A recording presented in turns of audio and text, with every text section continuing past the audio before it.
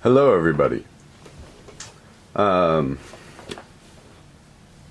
back.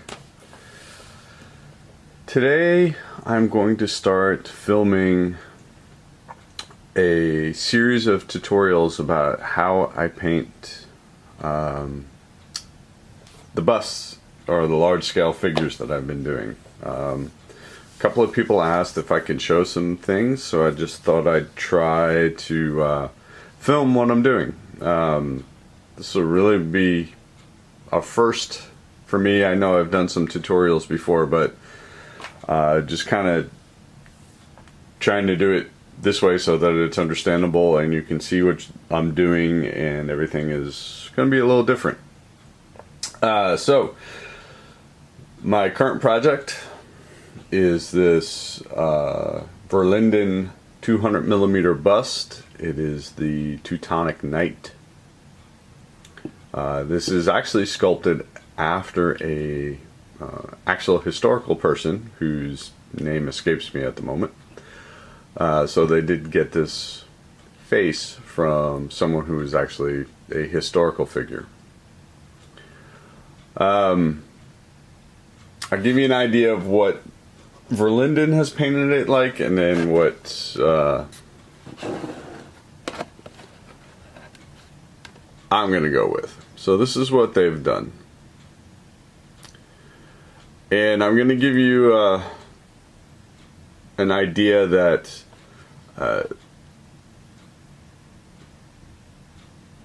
the white cloak here, let me grab my pointing stick here, the cloak, his overgarment over his suit of armor or his chainmail, is too white for my tastes. Before I started this, I started looking at medieval textiles and how they were produced, and I've found that getting this kind of pure white was almost impossible. The wool that they used would either be a little bit more grayish or a little bit more yellowish, depending on where they got the wool from and what kind of sheep they got them from and everything else. And granted, he was a leader of the Teutonic Knights, so obviously he had access to money to buy better clothing, but I still think the process was still pretty much the same. So I will not be going for this kind of pure white that you're kind of seeing here, and I've decided to go with a cool white instead of a warm white. And to do that, I'll show you my palette.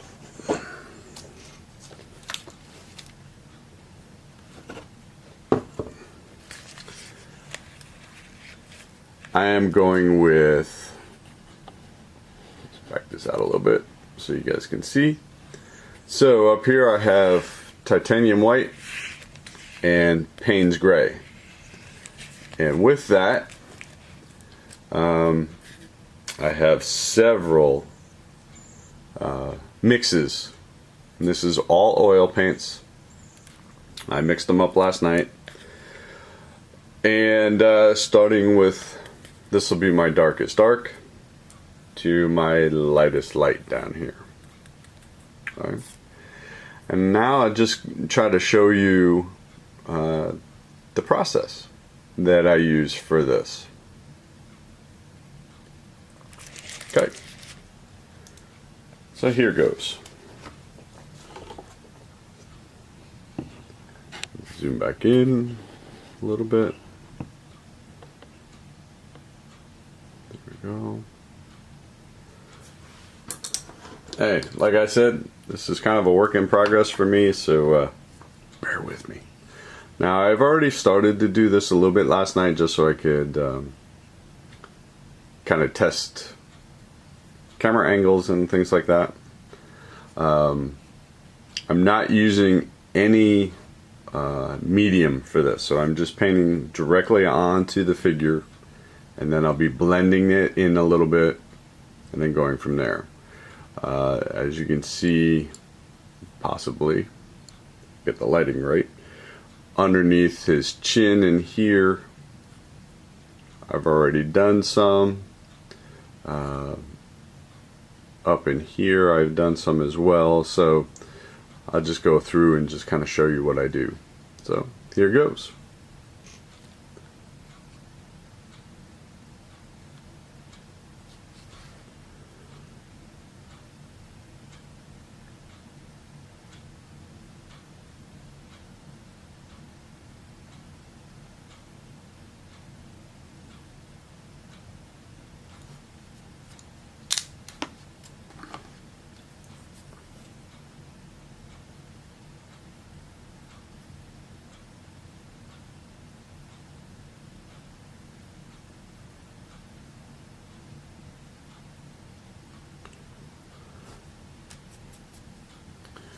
And I'm sorry I don't have the ability to do like a split screen so where you can see my palette and what I'm dipping my brush into.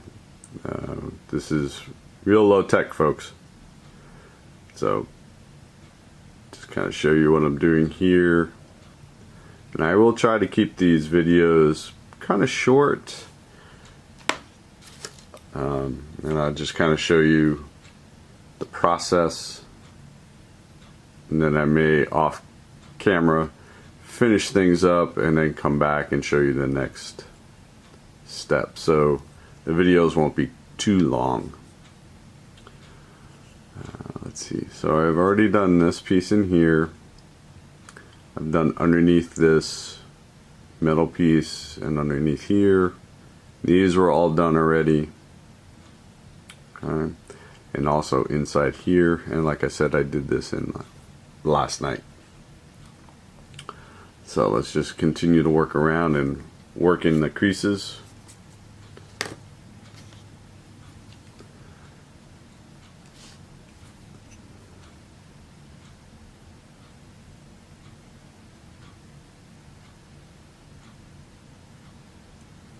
And I'm kind of working around my camera at the moment.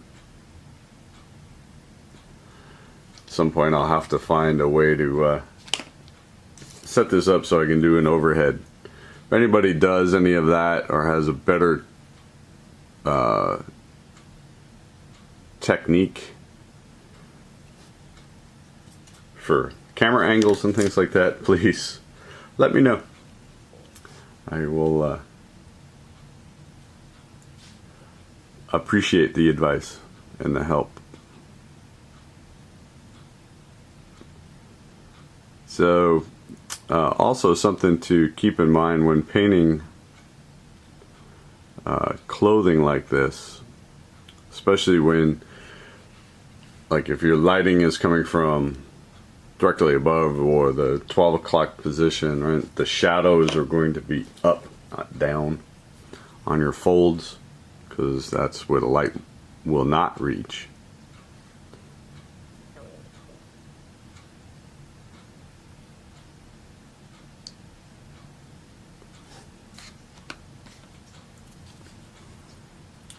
And essentially, this is kind of what this entire process is like.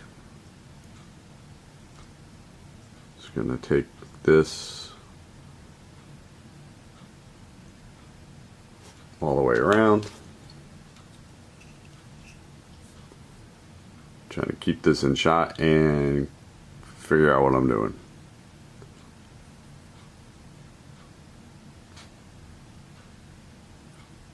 And hopefully I'm not creating or making this worse.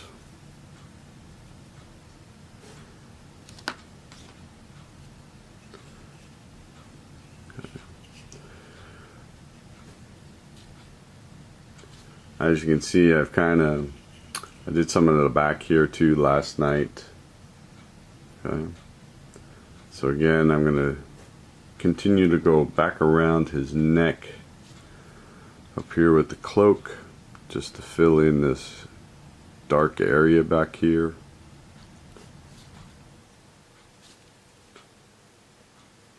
and where the chainmail and his cloak meet.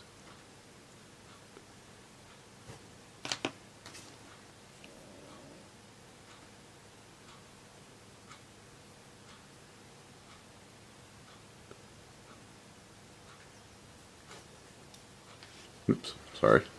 I was off camera there.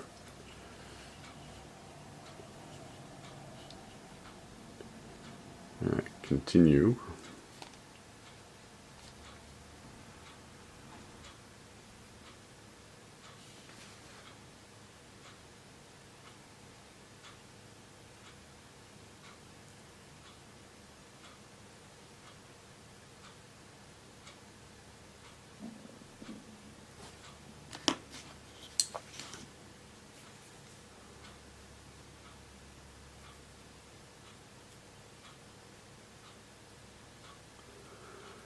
And what we're doing with the flat brush here is just smoothing out the edge so it's not so rough or not so stark, and that way when we start blending in the other colors together, they'll blend nicely. So again, there's a few more folds in here, so just continue on.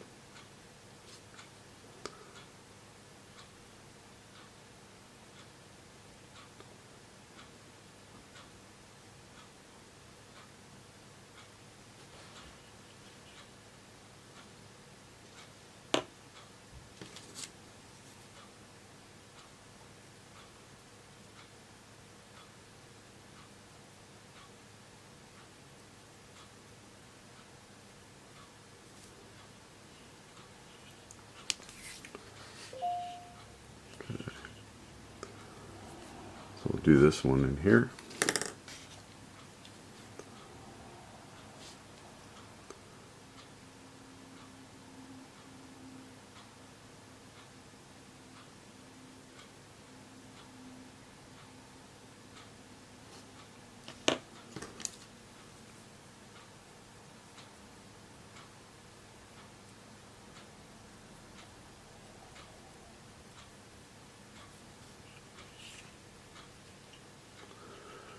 And there we go.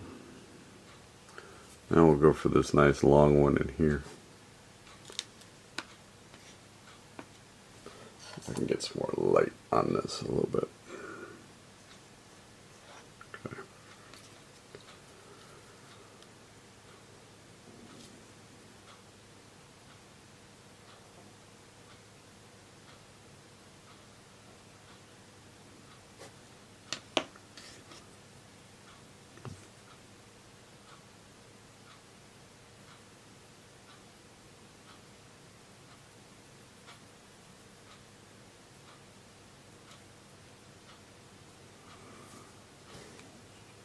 Okay. So that's essentially the first step, getting in those darks. Now,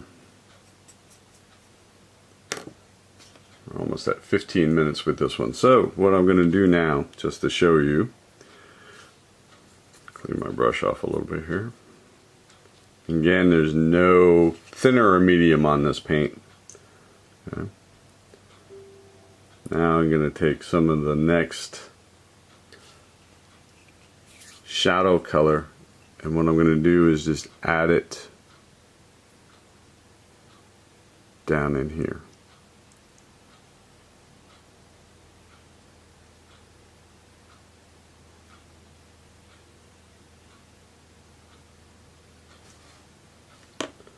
And then blend.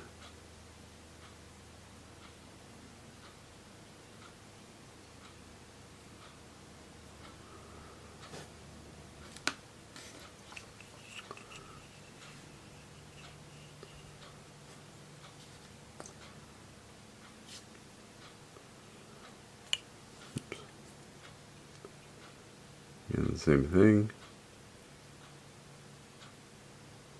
And some of this I did last night.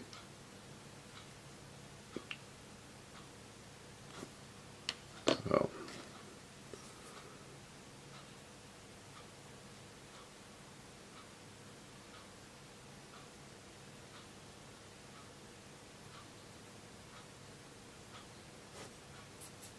Okay, I'm going to stop the video here, and I'm going to continue on with doing some of the next